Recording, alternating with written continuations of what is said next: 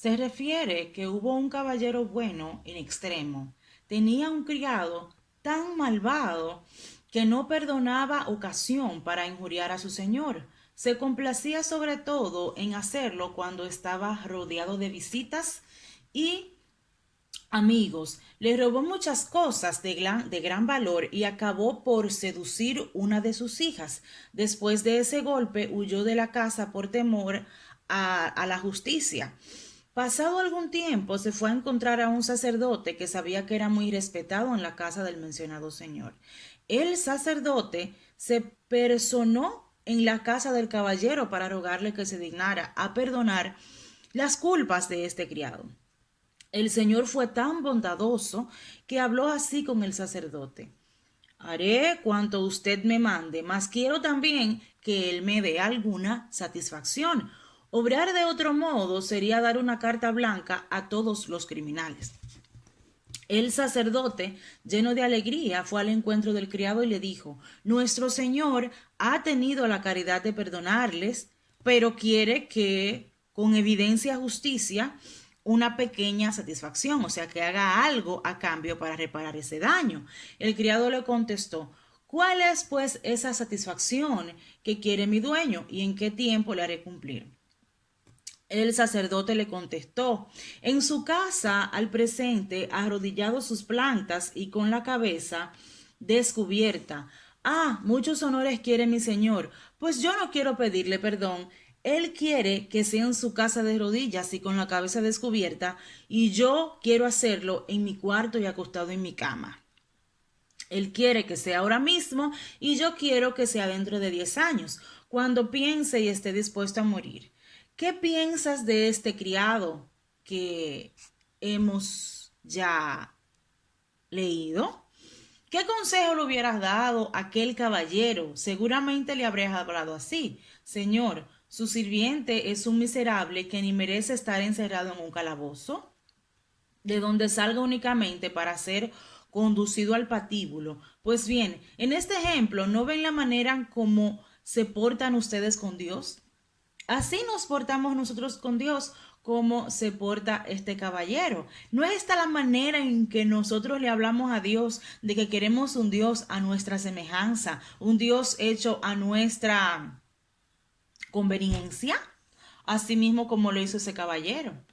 Que nosotros, después que pecamos, después que injuriamos a Dios, entonces queremos toda la misericordia sin hacer ningún tipo de sacrificio. Y ahí es que estamos fallando. Yo en lo personal no los culpo a ustedes, sino más bien de la deficiencia que hay últimamente, que solo se quiere hablar de misericordia y se habla muy poco de sacrificio.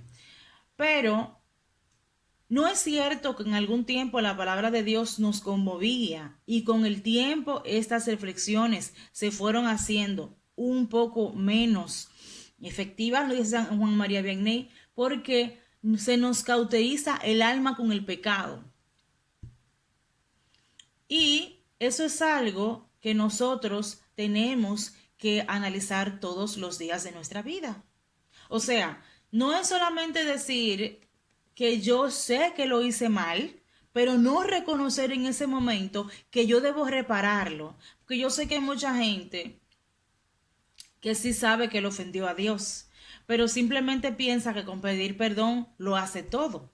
Y aquí podemos ver en este ejemplo que nos pone el santo cura de Ars, que nosotros también tenemos que humillarnos delante de la presencia del Señor y no volver a pecar. Ay, Dios mío, ¿podremos pensar en esto sin que intentemos por todos los medios posibles mover a la misericordia de Dios? Mas tal vez, ¿quién se dirá consigo mismo? ¿No tendré más que entregarme a la desesperación? Este tema de la desesperación es porque nosotros muchas veces nos vamos a los extremos o nos vemos demasiado pecadores delante de la presencia de Dios o entendemos que no hemos hecho nada. Y ahí es que tenemos que buscar la ayuda del Espíritu Santo y entender que muchos se convirtieron a la hora de su muerte. Evidentemente recordar lo que pasó con Dimas, el ladrón bueno que estuvo con Jesucristo en la cruz. Pero eso no quiere decir que nosotros posterguemos nuestra conversión porque no sabemos el día que vamos a morir. Entonces, miren, Con nuestras solas fuerzas no podemos salir del pecado y debemos tener conciencia de eso. Hay que estar plenamente convencido de que si Dios no nos ayudó con su gracia, vamos a desfallecer, como lo dice San Pablo, que no somos capaces ni siquiera de formular un buen pensamiento sin la gracia de Dios. Entonces hay que reflexionar seriamente sobre estas consideraciones y comprender cuán grave es nuestra ceguera. Más claramente vamos a pensar en que estamos perdidos si no nos abandonamos al Señor. Si seguimos nosotros pensando en que con nuestra propia gracia lo vamos a lograr. Y este problema se ensancha cada día más porque la gente está muy mal influenciada pensando que usted lo puede todo con un pensamiento, que usted debe confiar en sí mismo y creer en sí mismo. Eso hace que la gente se aleje del Dios verdadero y no enmiende sus pecados. Entonces, para uno conseguir una buena muerte, evidentemente hay que convertirse de corazón y dejado de lado el pecado en el sentido de que solo Dios debe ser nuestro norte, más nada. Ningún apego a este mundo nos va a dar la felicidad eterna. Nos dice San Juan María Vianney que hallaremos en un sujeto tendido en su lecho cuya vida ha sido como la suya, una vida de pecado, mas sin faltarle jamás la esperanza que antes de morir saldría de tan miserable estado. Hay que examinar y considerar atentamente cómo es su arrepentimiento, si cómo es su dolor, si realmente lo hace porque ama a Dios o si realmente lo hace porque le tiene miedo al infierno. Entonces, hay que considerar que debemos apartarnos de toda mala intención delante de Dios, porque en ese momento de el paso de la vida hacia la muerte, también nosotros tenemos ataques de los demonios que nos hacen entender y creer o que nuestra alma está perdida o que no tenemos nada de que arrepentirnos. Entonces, no aplacemos nuestra conversión, pidámosle al Señor la gracia de tener una intención sana, una intención santa delante de su presencia y que la Madre María nos socorre en el momento de nuestra muerte.